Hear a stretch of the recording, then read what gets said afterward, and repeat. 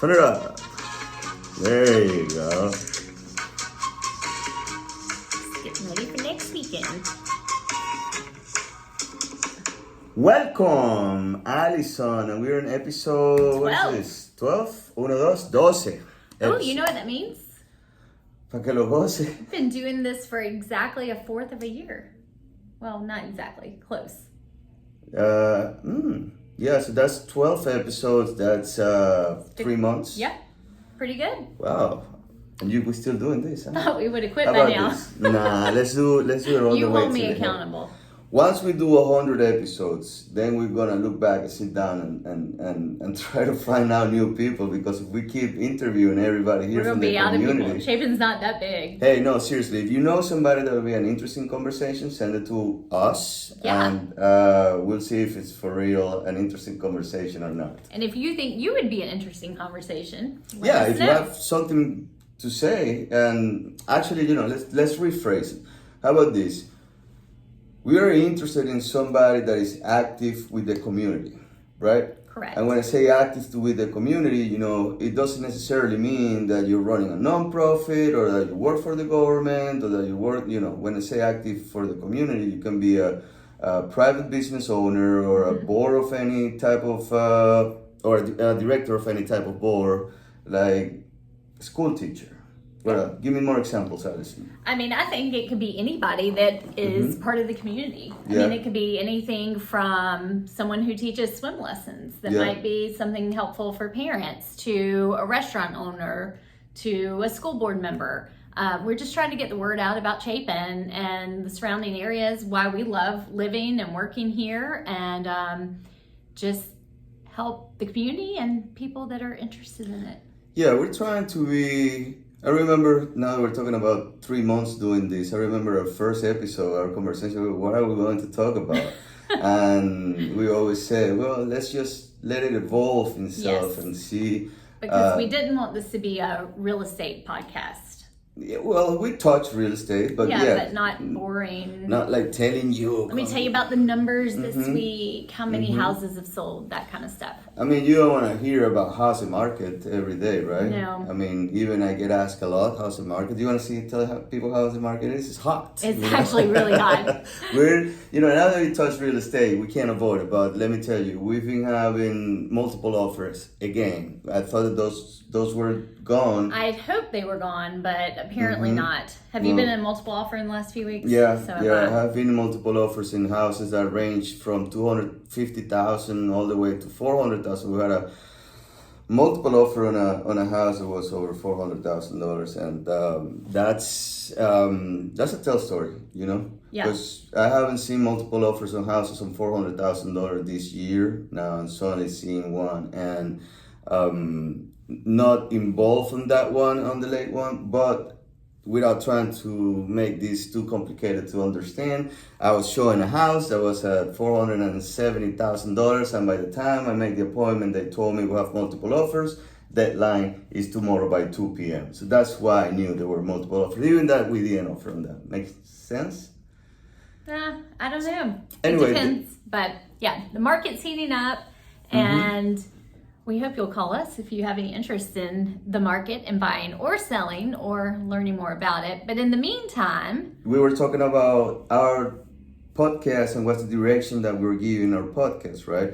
correct. And I think that I'm very, very, very comfortable with this direction that we're giving, which is bringing people to talk with us about what they do and how that affects the community. I mean, like, if this is the first time that you listen to us, please feel free to go back and check out. I mean, we've had interviews with Billy Chastain, I call him the sheriff of Lake Murray. Yeah, he's the Lake Murray management guy. He knows all things Lake Murray. That was a great information there. We had a conversation with Greg Gerald, who's on the board member of the Timberlake Club, yep. and the club itself, which is the new name for the restaurant. Charlie Wessinger, Yes, our she's councilwoman. Lexington County Council. We had interviews with the ladies from Chapin Women's Club. They were lots of fun. They were lots of fun, and they were, involved with the community, and so on and on and on and on. I think that's something that I would like to listen to. Well, I think the cool thing for me is I've learned something new every week from each person we've talked to. I know, and that's crazy because you always say that you know it all and you act like you know it all, and now you're here in front of camera. Correcting myself, I don't know it all. Telling the million people watching right now That's that right. you're learning. Huh? The 12 people, I think we might be up to 12 we're, now. No, but- we're up. We're up. Numbers are good. But I'm excited about our guest today. You are. I am, because I was sitting home the other day and I went, oh, shoot. We've got about 3.5 weeks left until the kids are out for summer. I can't quit work to stay home with them all summer long. What am I going to do with them? So our guest today has some great ideas of how to keep your kids active throughout the summer. And right here in Chapin, so you don't have to go anywhere to get your kids out of the house. That's right. Well, without further ado, why don't we introduce our next guest? Let's do it. All right. All right, Addison, and we are now with Eric Funderburk. Hey, Eric, how are you? Morning, Carlos. Allison, doing well. Thank you. How are y'all? We are good. Thank you for taking the time to talk with us today. My pleasure. All right, Eric, why don't you give us a little bit of a background of what do you actually do with Crooked Creek or the Earmore Recreation? What's the label per se? So I'm the athletic coordinator alongside a gentleman named Andrew Burns for Chapin. So we run in tandem all internal athletic programming for our Chapin parks, for IRMO Chapin Recreation Commission. So that'd be Crooked Creek Park, Melvin Park, and then our leased property at Chapin Elementary School. Great. Well, I know that a lot of parents right now are trying to plan for the summer, and I've seen some of the things come out from ICRC. So can you tell us a little bit about what athletics you have, events and camps that are planned for the kids for the Chapin area for the summer? Sure. So summertime is a heavy camp season for us. We're wrapping up our spring athletic season. So we'll shift focus here in a few weeks toward summertime. So as far as league play goes, we'll have summer basketball leagues for ages 9 to 18. That'll be at Crooked Creek Park, more organized play. There'll be indoor soccer instruction that will take place as well.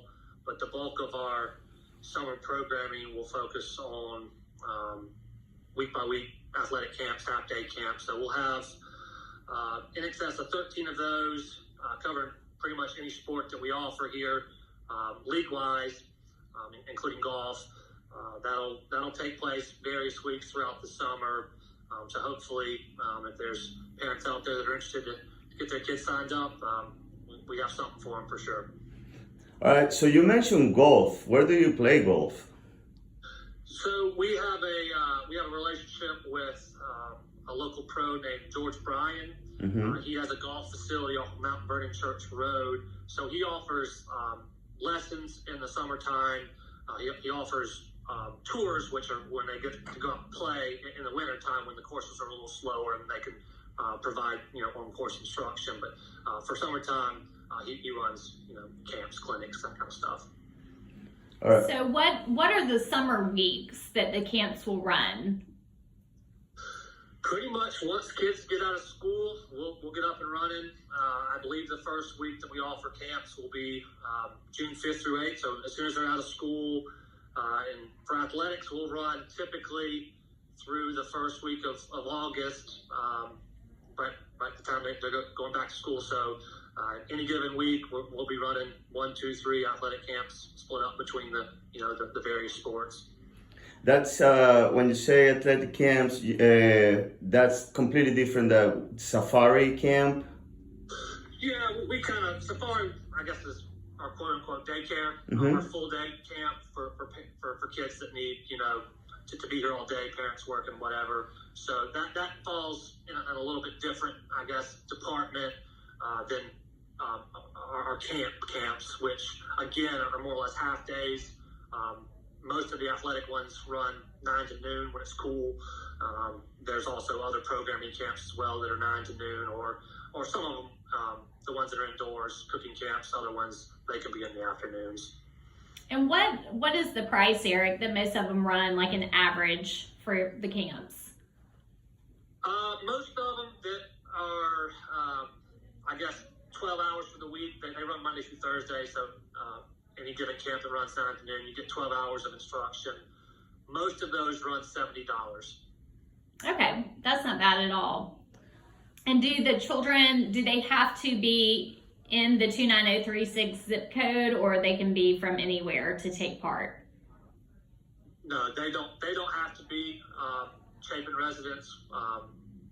We're funded through Lexington County portion of Chapin, but anyone that wants to sign up can register. We understand that there's that little pocket between Chapin and Irmo, our two districts, if you will, the Ballantyne area, that they've got to go someplace. So we welcome those people as well.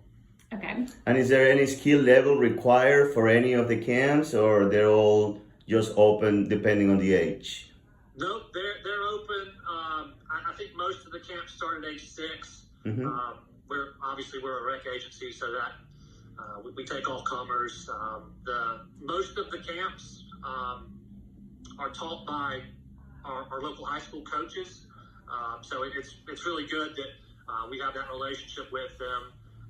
Local people, people that hopefully, if the kid sticks to a sport, they'll see again down the road. The parents and the kids will. So no prerequisites.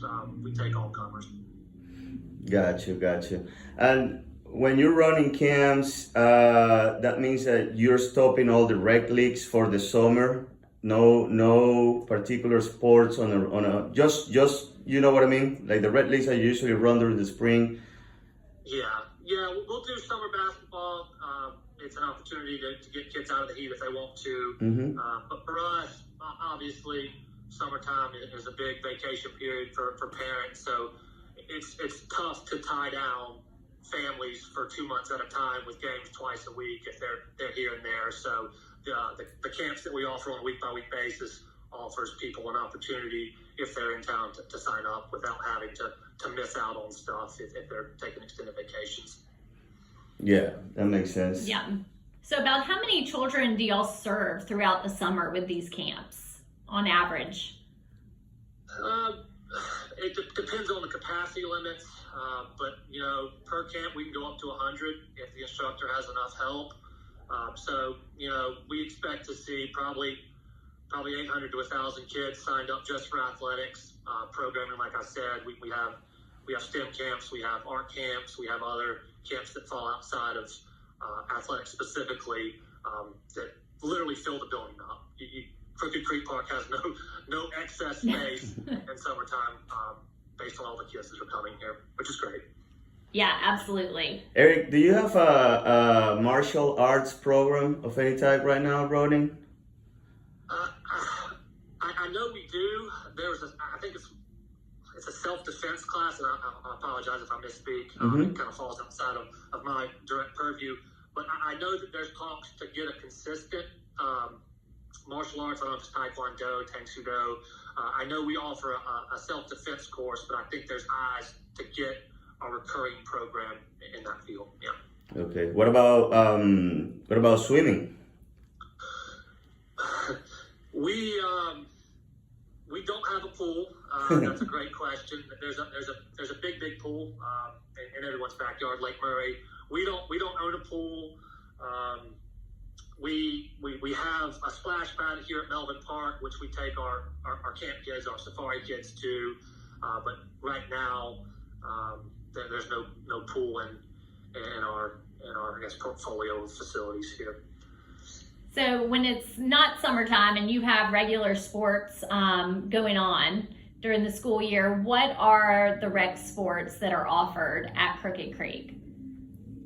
Yep. So I guess shifting towards fall, we'll do flag football, we'll do tackle football. Soccer is obviously very big. Girls and boys lacrosse, cross country, more golf lessons. Careful, I gotta not forget anybody. We're gonna try to run volleyball clinics. So we'll offer volleyball. Wintertime, again, we'll come back to basketball and indoor soccer. Spring is baseball, softball, soccer once more, girls and boys lacrosse once more, track and field. We offer tennis as lessons. There's no league play with that, but we do have a tennis pro that offers instruction here at our courts at Melvin Park. So there's a little bit of everything. Don't forget, I'm a little bit heartbroken. You forgot about our softball league. I was going to sidebar that. We do offer adult softball. Mm-hmm. Yeah, we don't forget the adults. So adult softball here in Chapin. We do offer adult basketball in Irmo as well. So yeah, definitely if you want to relive the glory days or continue the glory days for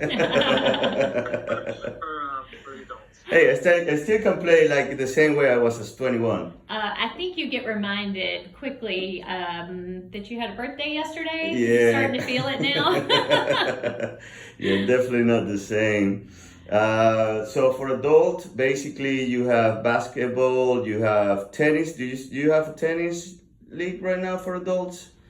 We're both basically a host facility. Mm-hmm. Have teams that play out of Melvin Park. Those leagues are run in conjunction with LATA, which is the Lexington Area Tennis Association, which is an arm of the USTA. So we don't form the teams. They come to us kind of like they do in adult softball, but they just basically, the captains will come to us and say, hey, can we play out of Melvin Park? We have a Thursday night matches, and we're like, sure, we have space, and that's kind of how that works. So how many courts do y'all have there? I know the ones that were at Crooked Creek were taken over for parking. Is that right? Yep. Yeah, they were kind of at the end of their life cycle. They had some electrical issues. They needed to be resurfaced. So as part of our master plan, going way back, 15 years ago, Chapin wanted more tennis courts. So we built them at Melvin Park and ran them kind of simultaneously.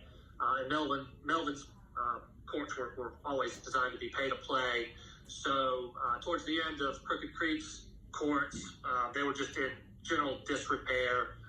And as Chapin has grown, Crooked Creek dates to 1994. So, I'm sure y'all can attest to this being in your line of business. Chapin's growing. And looks like in 1994. So with that comes, infrastructure issues at the park, and we just ran out of space to park people. So having the courts over at Melvin Park not being utilized, we decided to kind of repurpose the tennis courts at Crooked Creek into parking, and Melvin's courts are able to be expanded. We have space over here, should demand grow to add on. But as of right now, there are 8 tennis courts. 2 of those tennis courts are specific for pickleball right now. So we have 4 pickleball courts on 2 tennis courts, but 6 tennis courts and I guess 2 tennis courts for pickleball. That's what I was going to ask, if you had any designated for pickleball, because I know it's become kind of the hot sport for adults right now. Yeah. There's semi-permanent nets on the tennis courts for pickleball. We don't have any plans to take them off, so we have pickleball designated courts over here. Yeah. Have you ever played pickleball, Carlos? Yeah, I played pickleball. I played pickleball a couple times. My dad's actually really good. He kicks my butt every time we play together. And I don't practice as much as he does, So, but he's in pretty good shape. And talking about your courts and your fields, I think that I would like to give a shout out to your maintenance crew on the fields. We use your fields a lot. I play adult softball. I coach a baseball team for the kids too, and we use your fields quite often. And any other weekend that we're free and we can get a couple hours, we go and jump in your field. So tell us a little bit about your staff. I know that they're very dedicated because, man, your fields are always in good shape. They really are, and I know that it's not easy to keep the grass and the dirt and all the stuff that you guys do on a daily basis. Yeah, Yeah, so funny you mentioned it. I'm over here, and we're actually top dressing our football field over here at Melvin Park. We just wrapped up our soccer league that takes place over here on our football field, and they're out there getting it ready for the summertime, which is kind of when we're off the field programmatically. It's when we can get out there and kind of rehab them from all the use over the spring. So we got designated maintenance staff that is headquartered over here at Melvin Park. They also have a shop over at Crooked Creek. Golly, there's got to be at least 6, maybe 7 full-timers. So when the weather's nice, when the grass is green, they're out there weed eating, cutting grass, fertilizing, you name it. They stay busy, and our maintenance supervisor has been here 28 years, so he knows this place like the back of his hand. Any buried irrigation lines, anything that is not visible to the naked eye, he knows where things go, knows electrical boxes.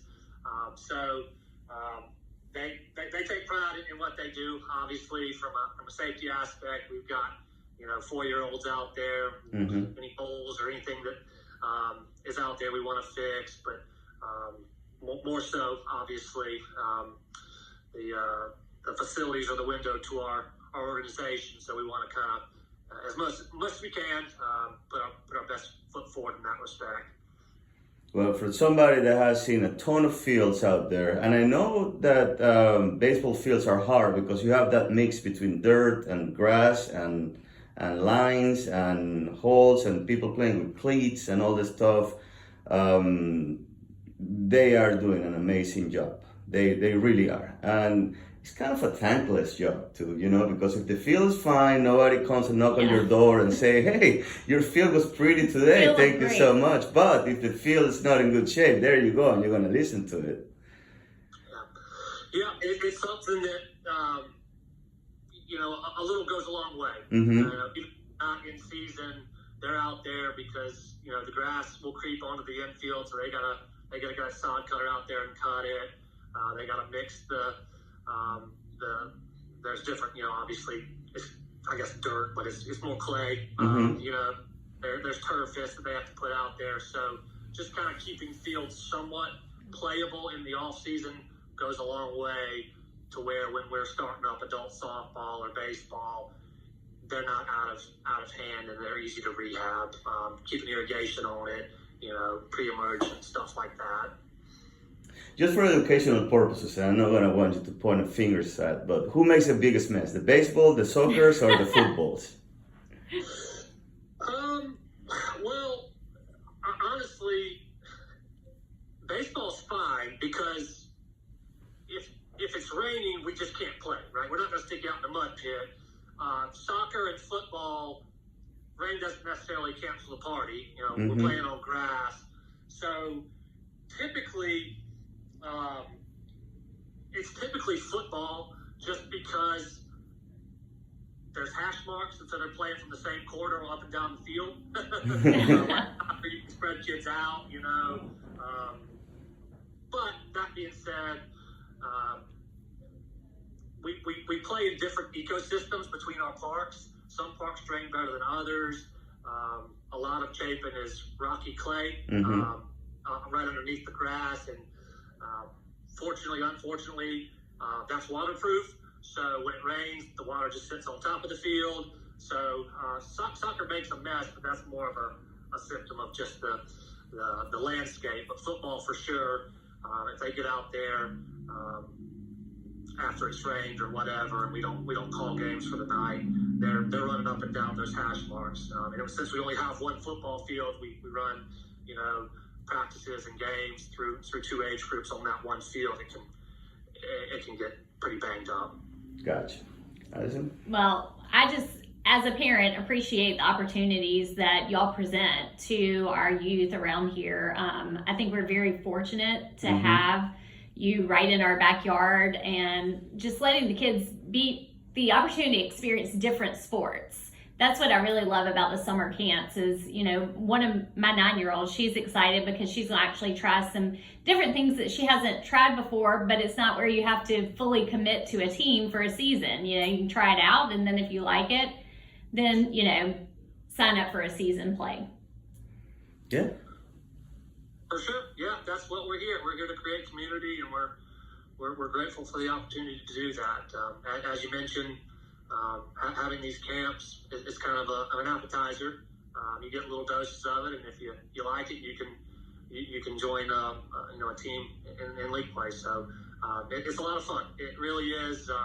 Come summertime, hearing all the kids laughing and playing and having a good time, it really kind of brings it home what we're trying to accomplish here.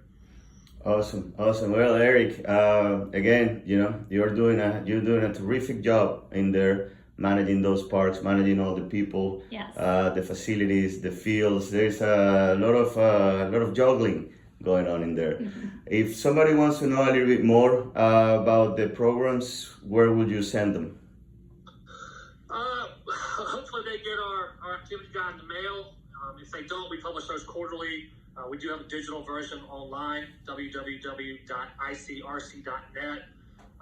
There's a staff directory. If they have questions on specific departments, they can reach out to the appropriate programmer. But our website would be a good place to start if you just kind of want to get the basics. That Beautiful. Sounds good. Well, Thank you so much. Thank you so much, Eric, for your time. We appreciate it. We know that you're a busy man, so taking those minutes with us to tell a little bit about your story and about what you do and what you're going to offer in the summer, I think it's really good. Appreciate it. Yes, much appreciated. I appreciate the opportunity for y'all bringing me on board. Thank you so much. All right. Talk to you later, Take Eric. care. I'll have a good day. Take care. You Bye. too. Well, I thoroughly enjoyed talking to Eric. That was great information for parents for the summer. I just think we are so fortunate to have that right in our backyard. Yeah, and Eric is great, man. He's very responsive. Like I told him, I really meant it. Like the shape of those fields, the different personalities that he has to deal with. And like I told you, I've been a coach, so I know how parents can be. Mm-hmm. They can be a little bit difficult. They're different. They can be very helpful too, you know. Right. But they're very particular, you know. So for him to be handling and juggling all that while maintaining the fields and maintaining the park the way it is, I think that is a phenomenal job that these guys are doing. Yes, absolutely. And talking about Crooked Creek, I got a story for you, everybody, not just for you. I bet it's about baseball, if I had my guess. Actually, it started as soccer. You know, when I moved down here, Damien, my son, he wasn't playing baseball. He was a 3-year-old and he wanted to play. He liked to play soccer. Well, I guess for him it's easy. You know, just kick the ball and follow the ball. Yeah. And we had a blast. He started to play soccer in New York. And when we came to Chapin for the first time to scout the area and to look at at what was all that about Chapin, we drove by Melvin Park. Melvin Park wasn't even built. Yeah. We drove by Crooked Creek, and I was just in awe. I'm telling you. Really? Like, all yes, the fields, it was all the fields, all the greens, the grass. It was July, so it was at the top of the season, of the beautiful season. And just the amount of fields and the quality of the fields, I was just like, this is the place. Yeah. This is where he's going to be raised. And we moved in December the next year. We signed him up for his first soccer.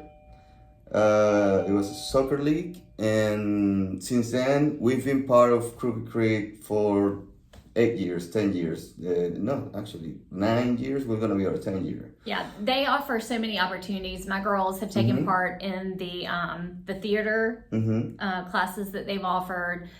They've also done some rec sports. They did summer safari one year, and then they'll be doing some of the sports camps this summer. So yeah, it's a great thing to have. That is awesome.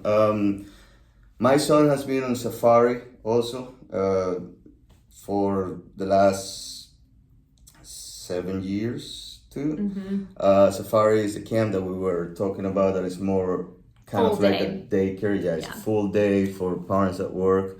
Tiffany Dinsmore was running that. She's with the Chapin Theater now. Correct.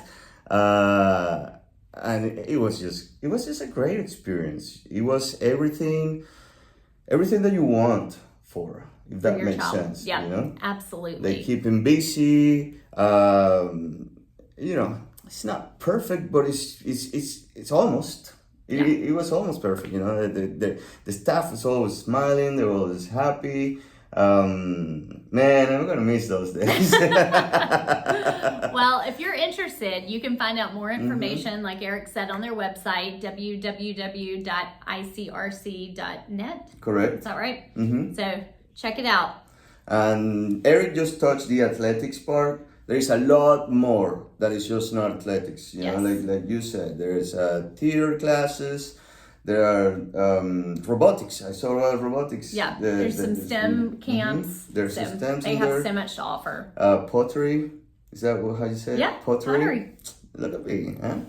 Anyway, we're 30 minutes right on the nose. Yep. Thank you so much for listening and watching. And we can't wait for our next episode. It's going to be a good one. Don't miss it. It's going to be fun. Anyway, Addison. Carlos. You're going to count to 11 in Spanish? 200. 1, 2, 3, 4. Bye, guys. Bye.